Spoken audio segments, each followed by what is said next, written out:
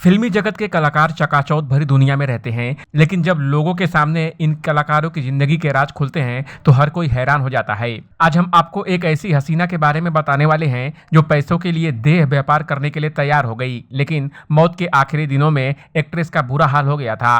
कोई भी उनके आसपास भटकने तक को तैयार नहीं हुआ। हम बात कर रहे हैं साउथ की पॉपुलर एक्ट्रेस निशा नूर की, जो बेशक फिल्मों में लीड रोल में नजर नहीं आई, लेकिन साइड रोल करके भी वो फैंस के बीच काफी ज्यादा पॉपुलर हो गई थी। 18 सितंबर 1962 को तमिलनाडु के नागपट्टिनम के पास नागौर में जन्मी निशा नूर ने कम ही समय में सिनेमा जगत में अपनी पहचान बना ली थी। वह 80 के दशक में फिल्मों में आई थी। निशा नूर ने 1980 में तमिल फिल्मों से डेब्यू किया। निशा नूर ने चंद फिल्मों से ही लोगों के बीच अपनी खास पहचान बना ली थी। उन्हें कभी लीड रोल तो नहीं मिला, लेकिन लोग उनकी खूबसूरती के दीवाने थे।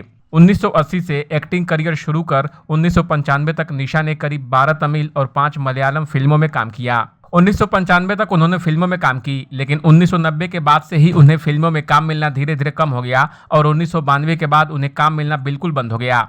इसी वजह से वह कुछ ही समय के अंदर आर्थिक तंगी का शिकार होकर सीधा देह व्यापार के लिए उतर गई। कहा जाता है कि देह व्यापार के बाजार में उतरने के बाद भी निशा की जिंदगी में एक समय ऐसा भी आया जब वह भीख मांगने पर मजबूर हो गई थी। उन दिनों उन्होंने अपना गुजारा भीख मांगकर किया था। दावा किया जाता है कि निशा नूर साल 2007 में किसी तरह अपने शहर पहुंच गई। यहाँ पर वह अपने आखिरी दिन एक दरगाह के बाहर बिताने लगी। इस मौके पर निशा नूर की हालत काफी खराब हो गई थी। एक्ट्रेस का शरीर कंकाल जैसा हो गया था और उनके शरीर पर कीड़े रेंग रहे थे।